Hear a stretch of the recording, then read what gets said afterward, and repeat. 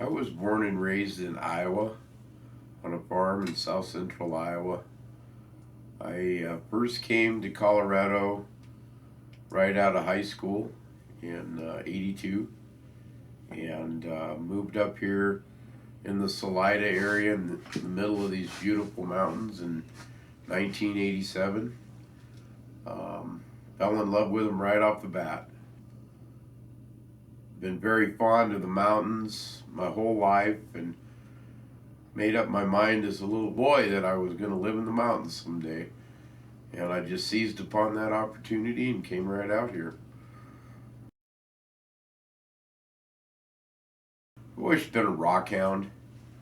Used to polish rocks when I was a kid, had a tumbler. So I was always very interested in it. And in the mid 90s, I got approached by a lot of the Jeep tour companies here in the area. They knew I was a qualified driver and that I could take the Jeeps up difficult roads and keep the vehicle and, of course, the people safe. And so right off the bat, I specialized in rock and mineral trips and got paid as a guide. And that from there it grew into prospecting and working for mines and eventually getting my own mine. I located a lot of deposits. I told the colleges, the local gem and mineral clubs about them. I've had some spots that I just didn't feel I could dedicate the time to, that I had other friends and people that were looking for stuff. So I've helped establish a lot of claims on Mount Antero and a lot of other locations. I'd had enough experience as a guide that every time I would bring stuff home, my family caught right onto it. And by the time we had decided to get a mine, a lot of the places on Mount Antero that used to be open were starting to get claimed. So we decided to do it as a family project, get us a spot so that we could, so that I could mine, and then later my kids, and after that my grandkids. That's when we went up and started exploring the Thank You Lord mine, and it was immediately obvious that we had a wonderful deposit. I think there's a lot of things that I like about gem mining.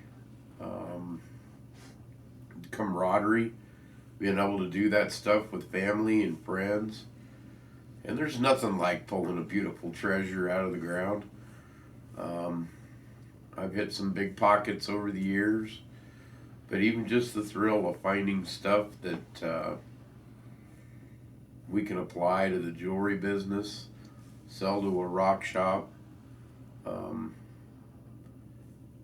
So a lot of the aspects, I guess, there isn't anything that I really don't like about gem mining.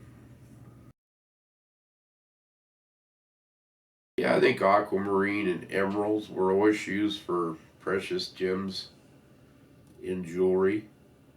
Um,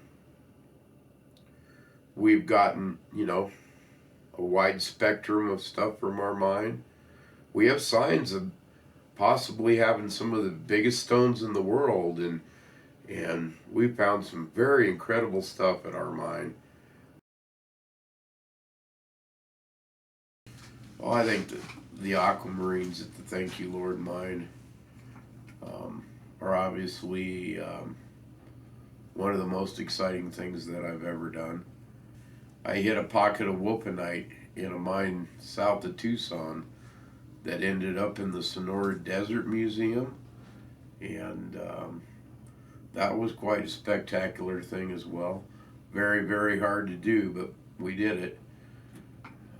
Wulfenite's a lead mineral and it's real fragile, so that took a lot of technique to be able to extract that soft mineral and get it to the museum in a shape where they could do a nice display.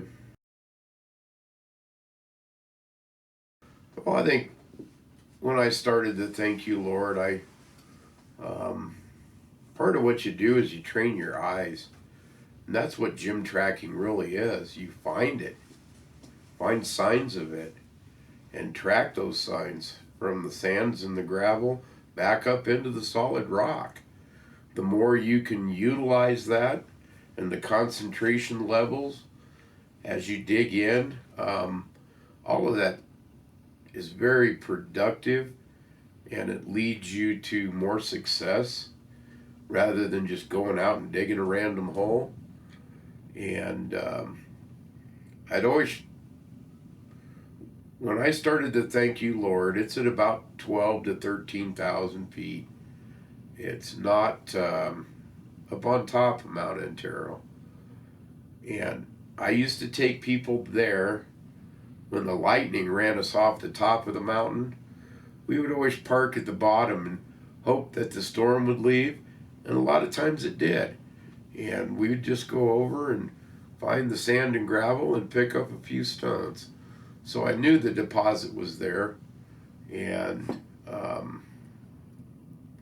once we started exploring it, I wanted to find something more than just a few small stones. So we went up into the cliffs and we dug a spot, and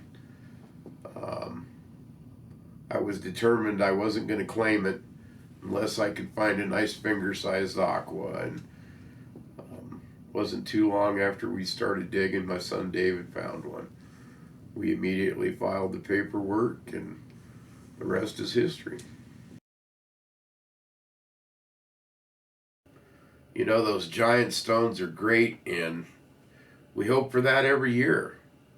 To find indications that those giant ones are there, that's very, very exciting. But we've got to take something home, so the small, different size stones, that's our meat and potatoes. We have to have that stuff every year to make jewelry. It's so we take them any size we can get them.